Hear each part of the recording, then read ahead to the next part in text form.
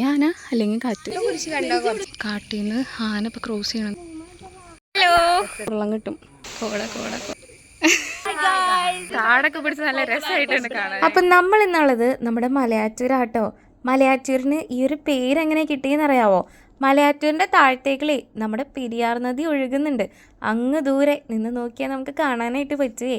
അങ്ങനെ മലയും ആറും ഊരും കൂടി ചേർന്നിട്ടാണ് മലയാറ്റൂർ എന്ന് പറഞ്ഞിട്ടുള്ള പേര് കിട്ടിയത് കേട്ടോ. മലയാറ്റൂർ എന്ന് തന്നെ പറയുമ്പോൾ ഒരു പ്രകൃതി രമണീയമായിട്ടുള്ളൊരു സ്ഥലം കേട്ടോ. എൻ്റെ സ്വന്തം നാടിനെ പറ്റി പറയാനായിട്ട് 100 നാവാണ് എനിക്ക്.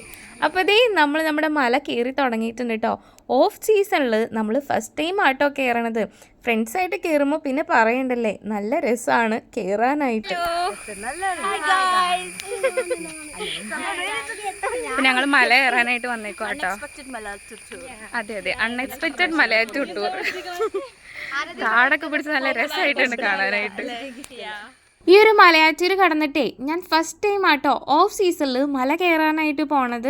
ഇപ്പം എന്നാ ട്രെൻഡിങ് ആയിട്ടുള്ള കാര്യം എന്നറിയാവോ? ഓഫ് സീസണിൽ മല കയറണതും ആ മഴയത്തേക്കുള്ള കോട്ടിട്ട് നടക്കണതും ആ ഒരു പ്രകൃതി രമണീയതയും ഒന്നും പറയാനില്ല. അന്യായ കിടിലം വീഡിയോസ് ആളെ പുറത്തേക്ക് ഇറങ്ങണത്. സംഭവം സത്യം പറഞ്ഞിട്ടുണ്ടെങ്കിൽ അന്യായ കിടിലം തന്നെയാട്ടോ. ഈ കാണുന്നത് 11 മണി 11:45 ടൈം ആട്ടോ. ആ ഒരു ടൈമിൽ എടുത്തിട്ടുള്ള വീഡിയോ ആണ്. ഞങ്ങളൊരു 11 മണി അടുത്തായിരിക്കണം മല കയറാനായിട്ട്. 11:30 അടുത്തായിരിക്കണം ഒന്നാമത്തെ സ്ഥലം എത്താനായിട്ട്. അപ്പോൾ നിങ്ങൾക്ക് പ്രതീക്ഷിക്കാമല്ലേ, സാധാരണ വെയിലൊക്കെ ഉണ്ടെങ്കിൽ എന്നായിരിക്കും അവസ്ഥ. ഇപ്പോഴത്തെ ആ ഒരു എന്താ പറയുക, മഴയുടെയൊക്കെയാണ് ഈ ഒരു ക്ലൈമറ്റൊക്കെ നമുക്ക് കിട്ടണത് കേട്ടോ. പക്ഷേ പാറകളെല്ലാം അന്യായ സ്ലിപ്പറി തന്നെയാണ് കേട്ടോ. കാട്ടിൽ നിന്ന് ആന ഇപ്പോൾ ക്രോസ് ചെയ്യണത് ഈ ഒരു ഏരിയയിലാണെന്ന് പറഞ്ഞു കേട്ടോ.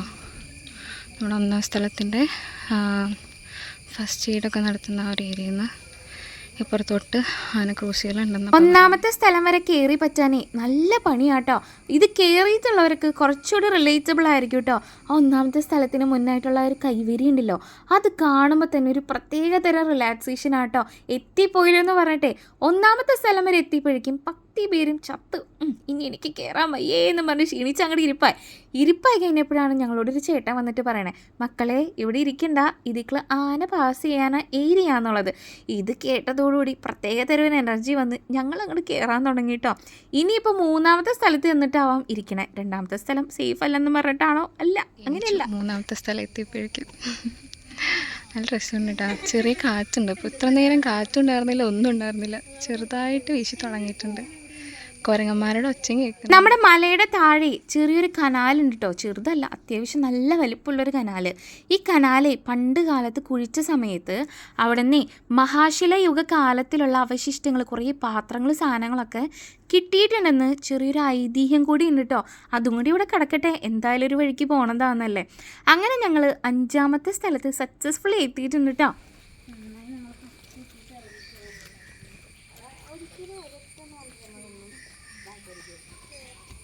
ഇപ്പോഴേ ഓഫ് സീസൺ ആണെങ്കിൽ പോലും ഇഷ്ടംപോലെ ആൾക്കാരുണ്ട് കേട്ടോ. സീസൺ അല്ലാത്തടത്ത് വെച്ച് നോക്കുമ്പോൾ അത്യാവശ്യം നല്ല ആൾക്കാരുണ്ട് കയറാനായിട്ട്. ഞങ്ങൾക്ക് ആരും ഉണ്ടാവില്ല എന്നൊക്കെയാണ്, പക്ഷെ ആൾക്കാരുണ്ട്. 1ാമത്തെ സ്ഥലം വരെ നല്ല ബുദ്ധിമുട്ടായിരുന്നു. പിന്നെ ഓക്കെ, പിന്നെ നമ്മൾ കയറണതാണല്ലോ. ഇപ്പോൾ 1.5 മണിക്കൂറായിട്ട് നമ്മൾ മല കയറാനായിട്ട് തുടങ്ങിയിട്ട്. ജീവിതത്തിൻ്റെ ഒച്ച നന്നായിട്ട് കേൾക്കാനുണ്ട്. മഴ പെയ്തിട്ടാന്ന് തോന്നുന്നു നമ്മുടെ ബാംബൂസ് പോച്ച്. ആന കുത്തിമറിച്ചിട്ടാന്ന് തോന്നുന്നു. ഇവിടുന്ന് 1ാമത്തെ സ്ഥലത്തിൽ ആന ക്രോസ് ചെയ്യുന്ന ഏരിയ ഉണ്ടെന്ന് പറഞ്ഞിരുന്നു കേട്ടോ. പിന്നെ ഒന്നും കണ്ടില്ല. അല്ലെങ്കിൽ കാറ്റത്ത് പോയത്. ഒന്നെങ്കിൽ ആന അല്ലെങ്കിൽ കാറ്റത്ത് പോകാൻ സാധ്യത കുറവാണ്. ആന കളഞ്ഞതാണോ എന്തോ. ഞങ്ങൾ മല കയറിയതേ ഒരു ഞായറാഴ്ച ദിവസമായിരുന്നു കേട്ടോ. അത്യാവശ്യം ആൾക്കാരുണ്ടായിരുന്നു. ഇപ്പം ടൈം ഒരുവിധം 11:30 11:45 ആയിരിക്കണം. പള്ളികളിൽ നിന്ന് KCYM അങ്ങനെ ഓരോ അവിടെ ഇരിക്കുന്നുണ്ട്. കുറേ കുരിശുണ്ട്. അങ്ങനെ കുരിശൊക്കെ ഇറക്കിയെന്ന് കരുതേ. ചെട്ടിക്കാട് യൂത്ത്, മലങ്കരയോ മലങ്കര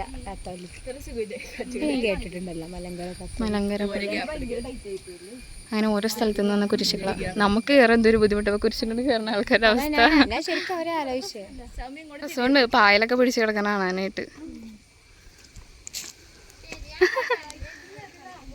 കാണാൻ നല്ല ഭംഗിയുണ്ട്. വീണ അതിലേറെ ഭംഗിയുണ്ടോ? സ്കോർപ്പിയൻ അല്ലേ?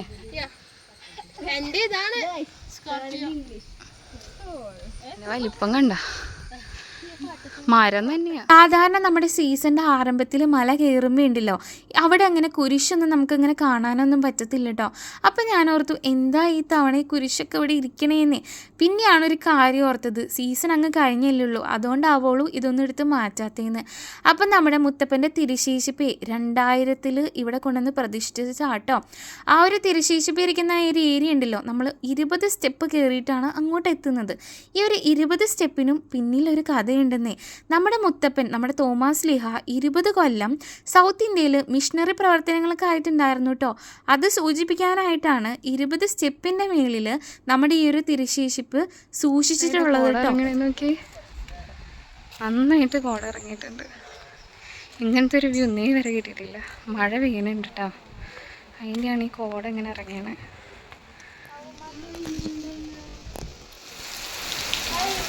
നല്ല ഉച്ചരിക്കും, നല്ല കിടില. ഇന്നേ വരെ ഇത്ര വലിയൊരു വ്യൂ കിട്ടിയുള്ള കോട കോട കോട ആണ് ഞാൻ പറഞ്ഞ വ്യൂ. മലയൊന്നും കാണാൻ പറ്റാത്ത രീതിയിൽ ഇത്ര നേരം കോട കയറുന്നത്. പതുക്കെ പതുക്കെ കോടയൊക്കെ പോയിട്ടുണ്ട്, എങ്കിലും മൊത്തത്തിൽ ബ്ലാങ്കാണ്. ഇത്ര നാളിവിടെ വന്നിട്ട് ഇങ്ങനത്തെ ഒരു വ്യൂ ഫസ്റ്റ് ടൈമാണ് കിട്ടണേ. ഇത്ര നാൾ മല കയറിയിട്ടുണ്ടെങ്കിലും ഇങ്ങനത്തെ ഒരു എക്സ്പീരിയൻസ് ലൈഫിൽ ഫസ്റ്റ് ടൈമാട്ടോ. കോടയൊക്കെ നമ്മൾ കുറച്ചൊക്കെ കണ്ടിട്ടുണ്ടെങ്കിലും ഇങ്ങനെ കോട മൂടിപ്പോയത് ആദ്യമായിട്ടാട്ടോ കണ്ടത്. ആ ഒരു മഴയും കോടയും കൂടി ആയിപ്പോൾ നല്ല അടാറ് വ്യൂ ആയിരുന്നു കേട്ടോ കാണാനായിട്ട്. എന്നാ പറയണ്ടേ, നല്ലൊരു ഭാഗ്യം ഉണ്ടായിരുന്നു. അപ്പോൾ റീലൊന്നും വെറുതെ അല്ല, ഉള്ളതൊക്കെ തന്നെയാണ്.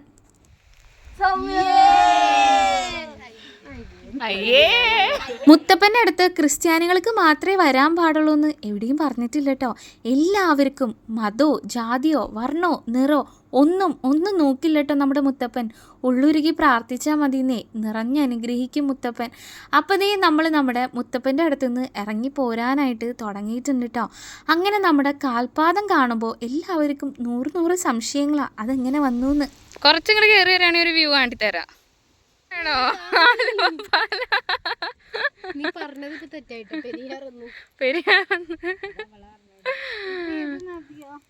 സിന്ധു നദി. പെരിയാറുണ്ട്, സിന്ധു നദി. പോരട്ടെ. അയ്യോ, നല്ല വെള്ളമുണ്ട് എന്തായാലും. ഇത് എവിടേക്ക് നിങ്ങൾ ചൂണ്ടുന്നത്? അതല്ലേ, ഇത് അവിടെ ഒരു പ്ലെയിൻ ആയിട്ടൊരു ഏരിയ കിടക്കണുണ്ടോ, നിറച്ചും ബട്ടർഫ്ലൈസ്.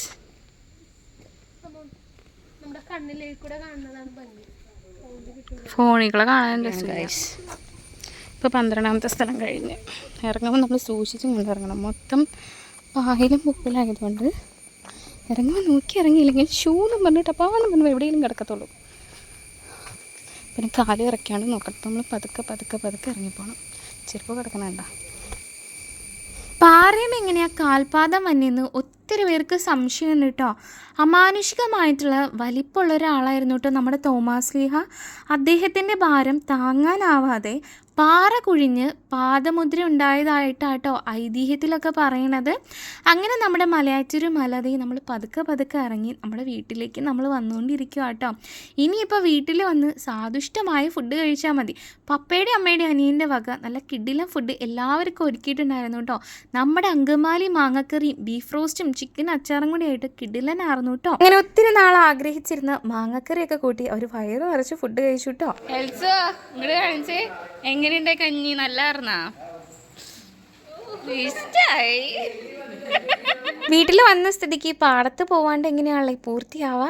പച്ചയും മഞ്ഞയും നീലയെന്ന് പറഞ്ഞിട്ട് എല്ലാ കളറും കോട്ടിട്ട് ഒക്കെ കൂടി പാടത്തേക്ക് ഇറങ്ങിയിട്ടുണ്ട് കേട്ടോ. നമ്മുടെ കൃഷിയൊക്കെ കാണാനായിട്ട് കുറച്ച് പേര് ആദ്യമായിട്ട് കാണുന്നവരും പിന്നെ ഒത്തിരി കണ്ടിട്ടുള്ളവരൊക്കെ ഉണ്ട് കേട്ടോ. അങ്ങനെ കൃഷിയും പാടവും എല്ലാം കണ്ട് അവർ റിട്ടേൺ പോയിരിക്കുക.